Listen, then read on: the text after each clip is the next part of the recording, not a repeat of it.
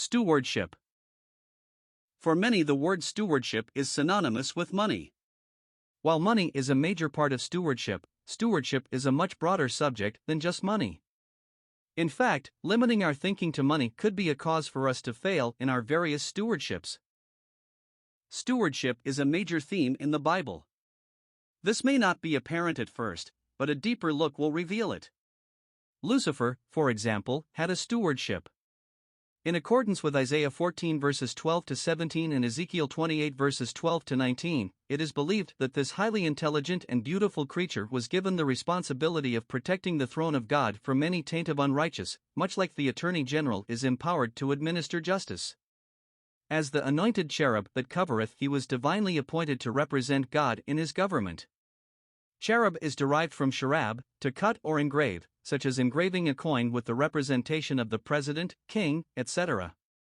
The first appearance of the cherub in Scripture is in the garden after the fall, when God placed cherubim as agents of his government to keep fallen man out. We also see the cherubim in the tabernacle overlooking the mercy seat, no doubt as agents of God's government to assure that righteousness is never compromised. As Brother Jennings writes, never must mercy be exercised at the expense of righteousness, for as they, cherubim, were of one piece with the mercy seat, so mercy must be of one piece with righteousness. Whether in the garden or in the tabernacle, they had a stewardship given to them to maintain order. A solemn warning is given to us in the fall of Lucifer. While his desire to be like God is evident, Isaiah 14 verses 13 to 14, it was his occupation with self that produced this desire.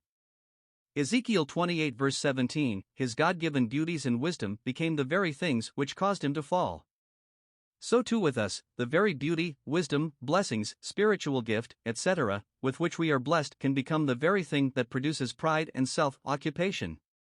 The blessings of the Lord are not to be blamed for the fall of Lucifer and others, it is the failure to recognize that they are received and not self-generated. Paul states this so succinctly, "Who makes thee to differ? And what hast thou which thou hast not received?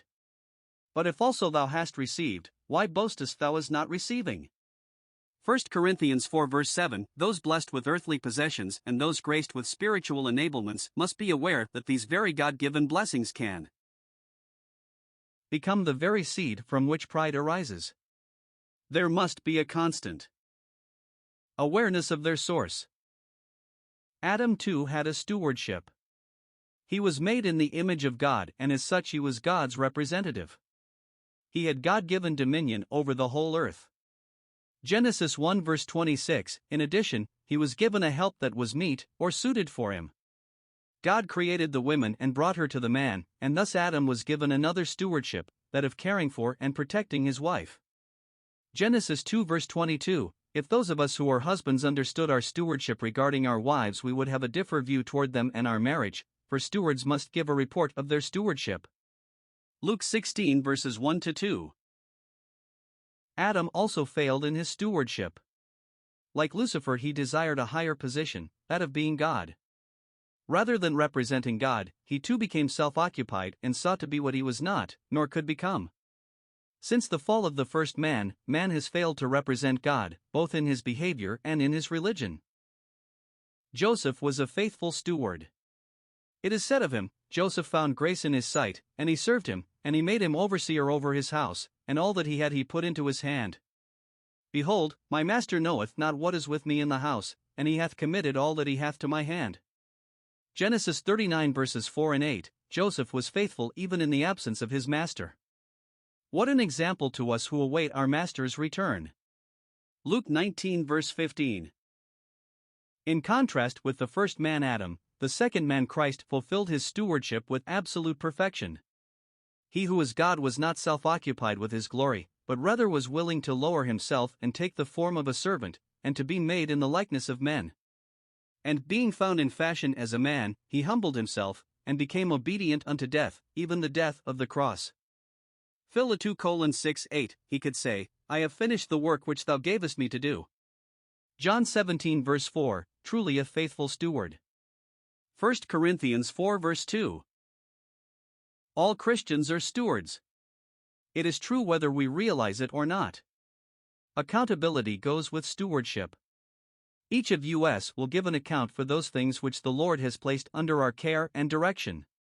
We are to utilize them, whether spiritual or physical, to His glory. How have I utilized those things He has placed into my care? Would be a good question for each believer to ask. A faithful steward is aware of his stewardship and of his accountability. Being accountable, the faithful steward adheres to the master's directions and desires.